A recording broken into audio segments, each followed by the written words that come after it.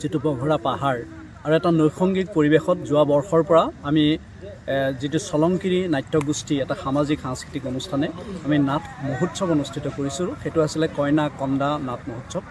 আৰু কইনা কন্দা নাট মহোৎসৱৰ আগন্তুক দিনৰ কাৰণে প্ৰস্তুতিৰ বাবে আজি এখন আমি প্ৰস্তুতি সভা অনুষ্ঠিত কৰিছোঁ আয়োজক সমিতিয়ে। আৰু সেই প্ৰস্তুতি সভাতে আমি ইতিমধ্যে সমবেত হৈছোঁ। আপোনালোকে দেখিছে অসমৰ মৰিগাঁও জিলাখনৰ বিভিন্ন ক্ষেত্ৰখনত প্ৰতিষ্ঠা লাভ কৰা অন্ততঃ 20 গৰাকীৰ অধিক তেনে ব্যক্তি আমাৰ মাজত উপস্থিত হৈছে আৰু স্থানীয়ভাৱেও যথেষ্ট লোক আহি আমাৰ মাজত উপস্থিত হৈছে। আমাৰ উদ্দেশ্যটো হ'ল যে অহা 30, 31 আৰু 1 ফেব্ৰুৱাৰী তাৰিখে 3 দিনীয়া বৰ্ণাঢ্য কাৰ্যসূচীৰে তাৰমানে জানুৱাৰী 30, 31 আৰু 1 ফেব্ৰুৱাৰী 2026 চনত 3 দিনীয়া বৰ্ণাঢ্য কাৰ্যসূচীৰে আমাৰ নাট মহোৎসৱ যিটো কইনাকন্দা নাট মহোৎসৱ অনুষ্ঠিত হ'ব। আৰু এইখিনিতে দেখিছে অলপ নাতিদূৰ আপোনালোকে পাহাৰৰ এটা একে বেঁকে বাটেৰে আমি পাহাৰলৈ উঠি যাম আৰু এটা নৈসংগিক পৰিৱেশত একেবাৰে সূৰ্যৰ পোহৰত আমি সুন্দৰ পৰিৱেশত আমি নাট পৰিৱেশন কৰিম। যোৱাবাৰ আমি 6খনকৈ নাট পৰিৱেশন কৰিছিলোঁ 3টা দিনত আৰু আজিও এইবাৰো আমি 3টা দিনত 6খনকৈ নাট আমি পৰিৱেশন কৰিম। আৰু অসমৰ বিভিন্ন পতিতযশা নাট্য দলত ইয়াত অংশগ্ৰহণ কৰিব। কেইবাটাও নাট্য দলৰ লগত আমি ইতিমধ্যে কথা পাতিছোঁ। আজি আয়োজক সমিতিৰ জৰিয়তে এই বাৰ্তাটোকে সমগ্ৰ মৰিগাঁওবাসী ৰাইজ সকলোকে মই আহ্বান জনাম যে আহক এটা নৈসংগিক পৰিৱেশত কেৱল সূৰ্যৰ পোহৰত নাট উপভোগ কৰক। সেয়া হৈছে কইনা কন্দা নাট মহোৎসৱ। যোৱাবাৰ আমি নাট কৰি পেলাই যিটো সমাদৰ এইবাৰ আপোনালোকে দেখিছে আয়োজক সমিতিৰ বিশেষ সভাখনত যিসকল লোক উপস্থিত হৈছে সকলো এটা কথা যে পেপাৰে কাগজে পত্ৰ চাৰিওফালে এটা বিখ্যাত এটা সাংঘাতিক ধৰণৰ নাটকৰ এই আয়োজন প্ৰচাৰ হৈছিলে আৰু আপোনালোকে সবিস্তাৰে প্ৰচাৰ কৰিছিলে। আৰু আমি ৰাইজক সেইকাৰণে কওঁ যে যোৱাবাৰ যিসকল ৰাইজে ইয়াত উপস্থিত হ'ব নোৱাৰিলে তেখেতসকলে এইবাৰ আহক। এনে এক পৰিৱেশত এটা খুব সুন্দৰ এটা পৰিৱেশত আপোনালোকে আহিব পাৰিব, তাত নাট উপভোগ কৰিব, দিনৰ পোহৰত নাট চাব। আমাৰ নাটক 2 বজাৰ পৰা আৰম্ভ হ'ব আৰু 4:30 বজাত আমাৰ নাটকৰ প্ৰত্যেক দিনে সামৰণি কৰিব।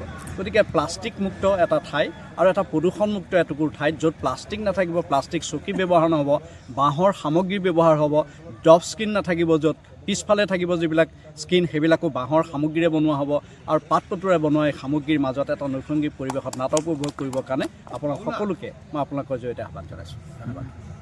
আমাৰে দৃষ্টিকৰে মই তেখেতৰ অনুভৱী তেখেতৰ ইমান দিনৰ যিখিনি তেখেতৰ অভিজ্ঞতা আছে সেই অভিজ্ঞতাৰ দ্বাৰা আমাক উপকৃত কৰিবলৈ ইতিমধ্যে বাবুল বৰা ডাঙৰীয়া ইতিমধ্যে আমাৰ যিটো অনুষ্ঠান নিশ্চিত আকাৰে চলি আমাক উপকৃত কৰিব পৰাকৈ তেখেতৰ এক আৰু ভাষণ আৰু উপদেশ আৰু পৰামৰ্শ পাম বুলি পেলাই আছে। ধন্যবাদ ডাঙৰীয়া। সন্মানীয় আজিৰ এই অনুষ্ঠানটোৰ সৈতে জড়িত কৰ্মকৰ্তাসকল, মোৰো আহি ভাল লাগিলে প্ৰথমবাৰৰ কাৰণে। তেখেতৰ সৈতে মোৰ বহুত পুৰণা সম্পৰ্ক, বিশেষকৈ নাটকৰ ক্ষেত্ৰত এগৰাকী বলিষ্ঠ অভিনেতা আমাৰ মৰিগাঁও জিলাৰ, ভাল অভিনেতা এগৰাকী, ভাল আবৃত্তিকাৰ।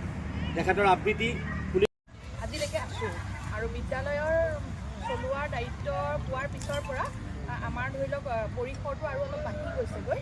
আৰু যিহেতু এতিয়া আপোনালোকক এটা কথা কওঁ, আমি যিহেতু নতুন আপোনালোকে শুনিছে NEP 2020 কিন্তু এই কথাবিলাক আছে। এতিয়া সিদিনাখন আমাৰ যিখন মিটিং হৈছিলে, মিটিঙত আমাৰ নাৰায়ণ কোঁৱৰ ছাৰ আহিছিলে। নাৰায়ণ কোঁৱৰ ছাৰে আমাক কৈছিলে যে বিদ্যালয়ত যিবিলাক উৎসৱবিলাকক মানে সংযোগ কৰা আৰু তেওঁলোকে যাতে স্কুলৰ পৰা গৈ সমাজত যাতে তেওঁলোকে খুব এটা মকামিলাৰে চলিব পাৰে আৰু নিজৰ প্ৰতিভা বিকাশ কৰিব পাৰে। গতিকে এই ক্ষেত্ৰত নাটকো সেই ক্ষেত্ৰতে এটা আহিলা বুলি মই ভাবোঁ। গতিকে গীত মাত নাটক এইবিলাক লাগিব আৰু যিটো পৰিৱেশৰ কথা কোৱা হৈছে আচলতে নাটক কৰা মানুহবিলাক সেই ধৰণে খুব সহজ সৰল মানে ধৰি লওক খুব এটা আড়ম্বৰপূৰ্ণ জীৱনত নথকা মানুহ।